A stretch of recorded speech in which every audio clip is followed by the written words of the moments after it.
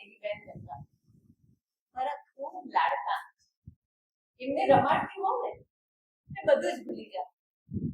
માતી, અરે ઓ માતી, એવી કાલી ગયેલી ભાષામાં કેશવ જ્યારે મને બોલાવે તે હરખ ખેલી થઈ છે.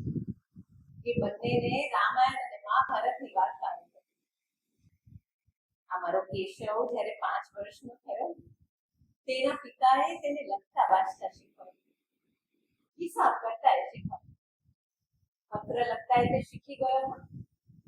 અને હા, પંચો પાઠ્યાનું જ્ઞાન તેણે મેળવી લીધું.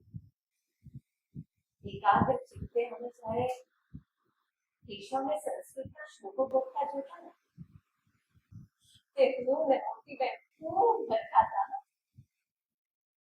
આ કેશવ ક્યારેક ક્યારેક તોફાને ચડતો તે મોટી બેન તેને ખૂબ ગળ્યું. તો બેનને કહે, ખબરદાર છે તું મારા કેશવને ગળી છે તો હા. તેઓ બેન તે બેન મને ઠપકો આપે, આ તારા લાડકોડે છે ને બગાડે છે. જોતામાં મારો કેશવ 15 વર્ષનો થયો. તેની બહુ તો ઘરે લાવવી પડે ને. તે અમારી બાજુની શેરીમાં રહેતી રહ્યા કેશવના માતા પિતાને ખૂબ ગમી અને રળિયા સાથે કેશવના લગ્ન લેવાયા. એ બંનેનો સુખી સંસાર જોઈ અમે સૌ ખૂબ ખૂબ ખુશ હતા. પણ હા, આ બધા દાડા તે એક સરખા થોડી જાય છે. એક વાર કેશવ એના મિત્રો સાથે દેવનાથ રખડવા આવ્યો. તે અચાનક એના પિતાનું અકળે અવસાન બેન પર તો જાણે આપ કેશવે કરે એની ખબર પહોંચાડવા તો કઈ રીતે? કેશવના પિતાની 12માની જવાબદારી બેનના માથે આવી. 12માની 2-3 દિવસની જ વાત હતી. તે કામ ખૂબ ખુશ. તે દી અમે થાકીને લોટપોટ થઈને સૂઈ ગયા. ચોર ચોર ચોર ચોર એવી બૂમો સંભળાઈ. અમે તો ખૂબ ડરી ગયા. બારણું ખોલવાની હિંમત ન થઈ. અમને કે પડોશના ઘરે ચોરી થઈ હોવી જોઈએ. પણ સવારે ઉઠીને જોયું તો બેનના ઘરે જ ખાતર થયું. બેનના જર ઝવેરા બધું જ લૂંટાઈ ગયું. અને એ તો બાવરી બની ગઈ અને કેશવને જ ભાંડવા માંડી. અમે તેને સાંત્વન આપીને માંડ શાંત કરી. થોડા દિવસ બાદ કેશવ પાછો ઘરે આવ્યો. એના પિતાના અવસાનના સમાચાર આપણો બહુ દુઃખી હતો. પણ એને જોઈને બેનને તો દવારી તે તારું અરે નખો જાય તારો. હા, આ ઘરમાં કોઈ જીવે છે કે મરે છે એની દરકાર છે તને. આ નખડ કરું તું તો જા બાવાઓ સાથે વાત. હા, ઘરે પાછો કેમ આવ્યો? તારા જેવો પુત્ર મારી અભાગીના દુઃખે ક્યાં અવતર્યો? બસ આ વાતમાં કેશવને એવું વાગ્યા કે એણે કહ્યું, ઠીક છે, જાઉં છું માં, ફરી પાછો ક્યારેય નહીં. અને કેશવ ઘર છોડીને ચાલ્યો ગયો. અમને એમ કે એનો ગુસ્સો શાંત થશે ને 2-4 દિવસમાં પાછો આવી જશે. પણ 2 મહિના વીતી ગયા, પાછો ના આવ્યો. બેનને ખૂબ પસ્તાવો થયો. એ તો ખાવા પીવાનું છોડીને બસ કેશવને સાંભળ્યા. ત્યાં જેવા બાબર મળ્યા કે કેશવ રોજકા ગામે છે. તે હું ને બેન ઘરે લુગડે કેશવને ગોતવા માટે રોજકા પહોંચી ગયા. ત્યાં પહોંચતા જ ખબર પડી કે 2 દી પહેલા કાઠિયાવાડ તરફ ચાલી નીકળ્યો છે.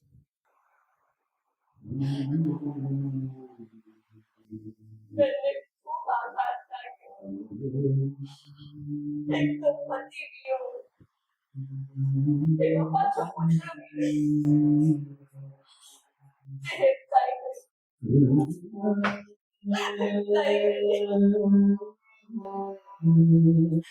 તે રાતે સુતી ફરી પાછી ક્યારે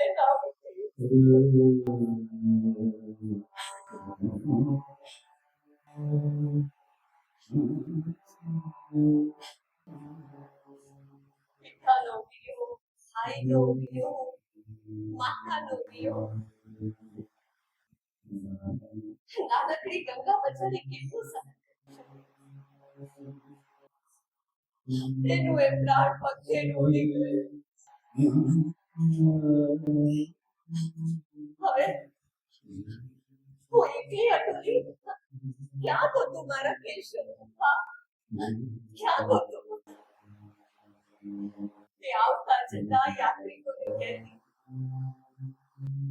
અરે એ ભાઈલા, મારું કેશવ મળે તો એને કહેજો કે જન ઘરે પાછો આવે.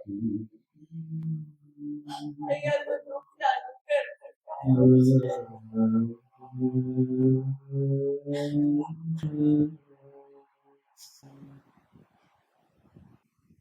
મારું દુઃખ દૂર કરવા માટે નરસિંહ મહેતાનું પેલું પદ ગાયા.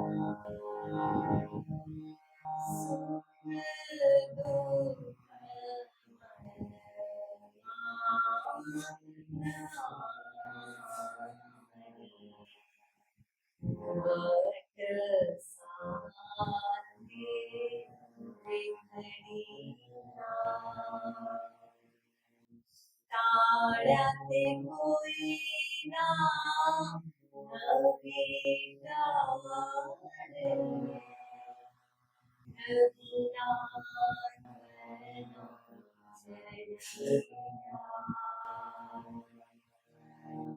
સુખ દુઃખ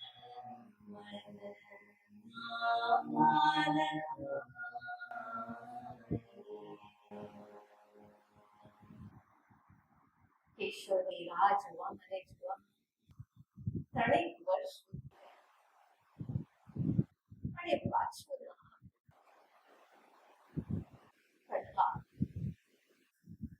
એના બાવળ અને મારી કૃપા પીછેની ધરતી ખસી ગઈ. કેશવ બદલાઈ ગયો.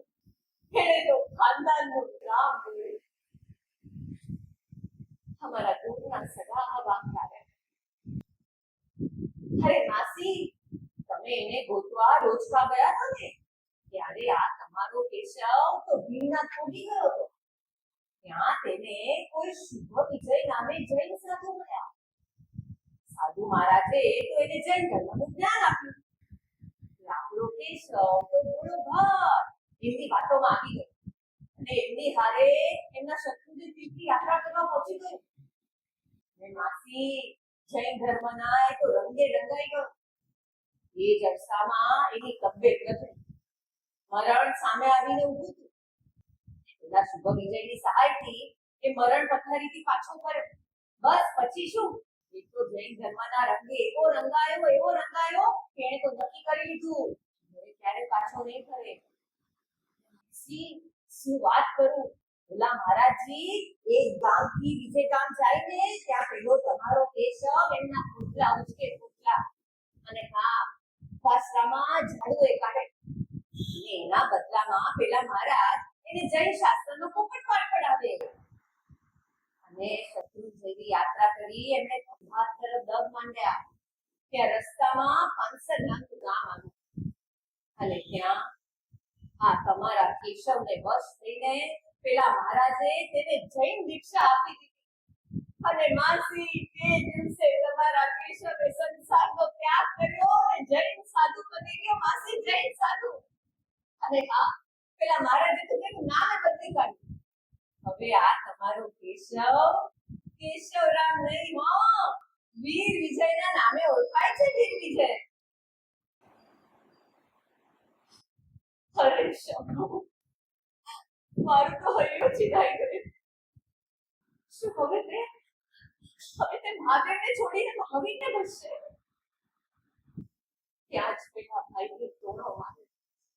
અરે માસી, હવે આ તમારો કેશવ વીર વિજય થઈ ગયો. હા, હવે તે રામ અને કૃષ્ણને મારશે અને મહાવીરનો ડંકો વગાડશે. મને તો કાપો તો રોઈ ના નીકળે. મરી ગયો કેશવ મારા હાથ. નાય નાખ્યું મેં એનું નામ.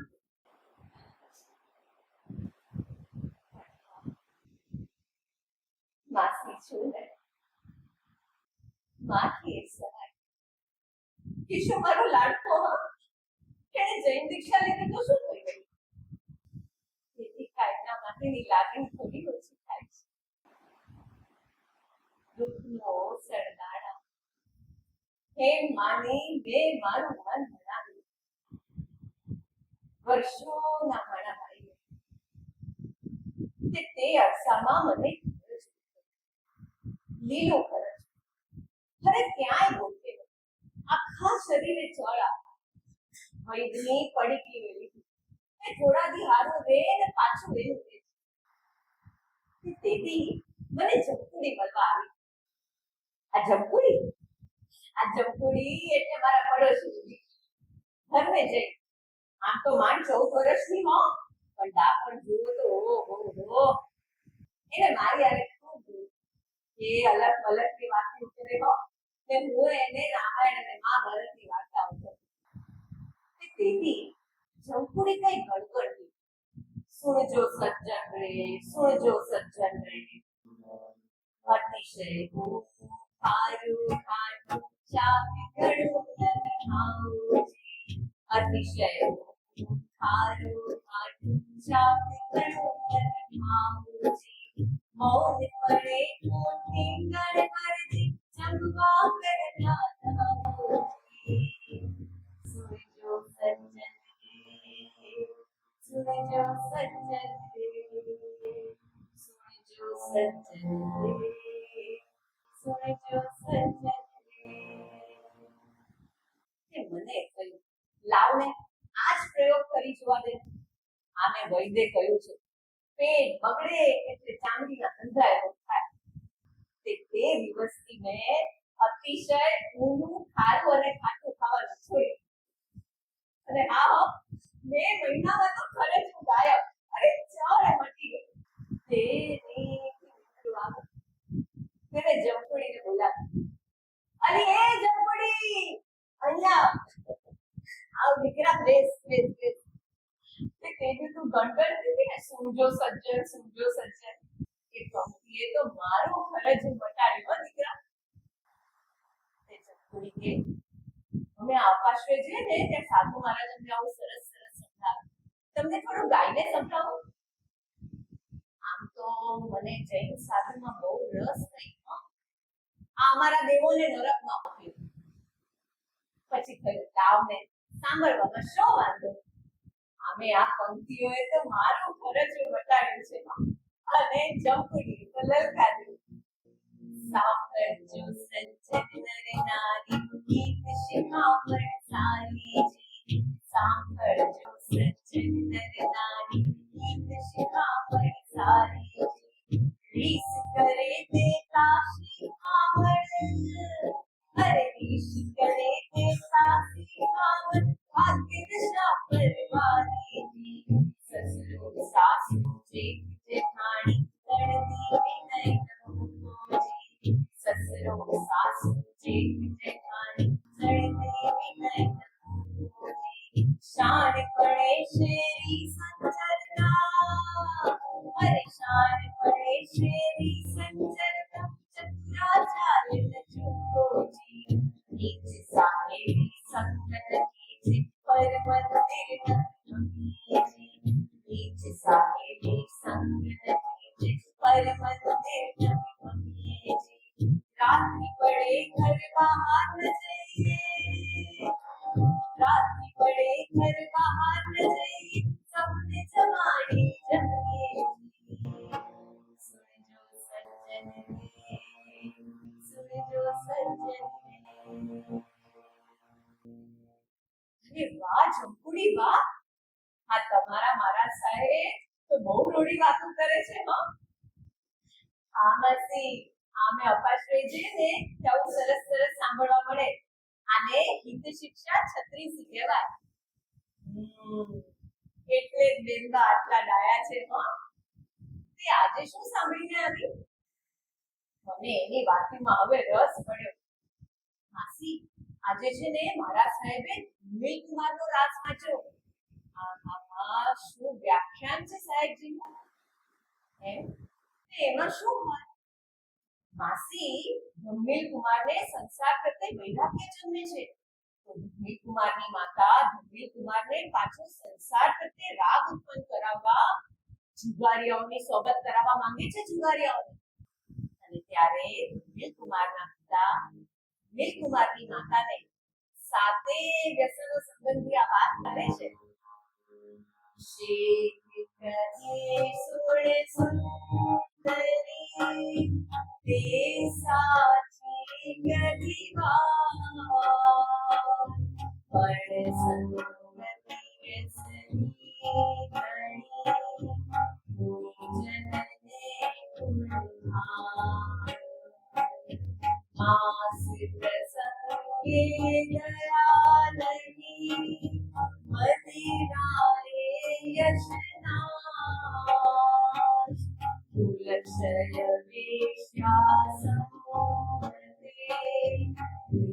સાધર્મિનાશ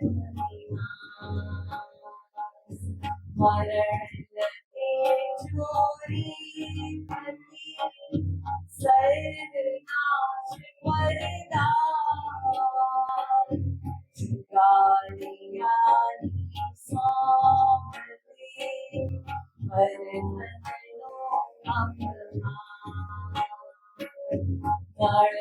ગળદમયંતી હારિયા રાજકાજ સુખવાસ આનંદ ધાર્યા દ્રૌપદી વૈવસ્યા વરવા. વાહ જંકુડી વાહ, આ તમારા મહારાજ તો લોકોને ધર્મ પમાડે છે હો દીકરા. કેવી રૂડી વાતો કરે છે. પણ આ તો મહારાજજી કરે છે તો એમનું કઈ નામ હોય કે નહીં? હા માસી, વીર વિજય મહારાજ સાહેબ. વીર વિજય મહારાજ સાહેબ. શું કે? ફરી કેજો. વીર વિજય મહારાજ સાહેબ માસી, વીર વિજય મહારાજ સાહેબ.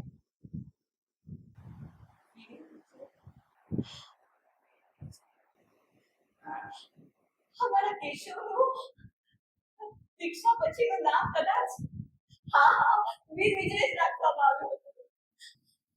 તે મારું મન તો હિલોડે ચડ્યું. તે મેં જમકુડીને કહ્યું કે જમકુડી, હું એ તારી બેટી આવીશ ને કાલે અપાશ ને મારા કેશવરામને મળવા. અરે માસી, ત્યાં કોઈ કેશવરામ નથી રહેતા, ત્યાં તો વીર વિજયજી મહારાજ સાહેબ રહે છે. હા,